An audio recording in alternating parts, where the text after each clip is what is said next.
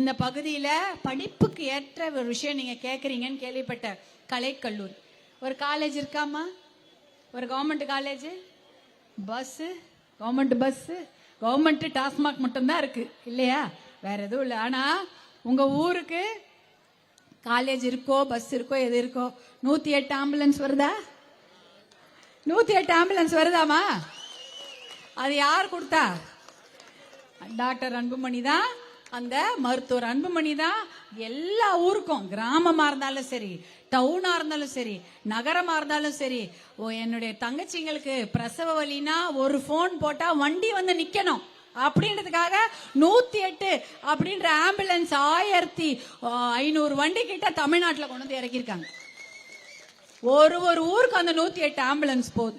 கிராமங்கள்ல எந்த ஆஸ்பத்திரி போனாலும், இலவச ஆஸ்பத்திரியில போவீங்கல்ல, ஆரம்ப சுகாதார நிலையம், அரசாங்க ஆஸ்பத்திரி, அங்க போனா ஊசி ஒரு முறை பயன்படுத்தி தூக்கி போட்டு போடுறாங்க.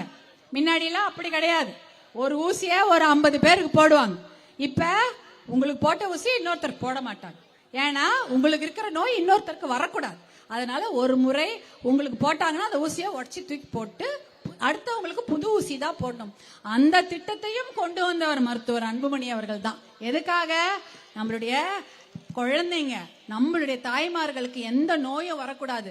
அப்பல்லோ ஹாஸ்பிட்டல்ல கிடைக்கக்கூடிய உயர்தரமான மருத்துவம் அரசு ஆஸ்பத்திரிக்கு வரக்கூடிய எல்லா தாய்மார்களுக்கும், குழந்தைகளுக்கும், எளியவர்களுக்கும் கிடைக்கணும்னு கொண்டு வந்த திட்டம் தான் அது. இந்த மாதிரி நிறைய திட்டங்களை மருத்துவர் அன்புமணி உங்களுக்காக வச்சிருக்காரு, உங்க அண்ணன் வச்சிருக்கிறாரு.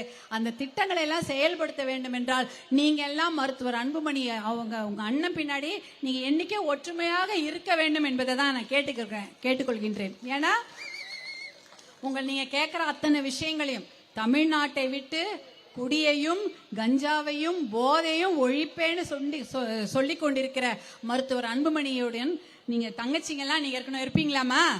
கண்டிப்பா இருக்கணும். ஏன்னா அப்பதான் நம் பிள்ளைகளுடைய வாழ்வு நல்லா இருக்கும்.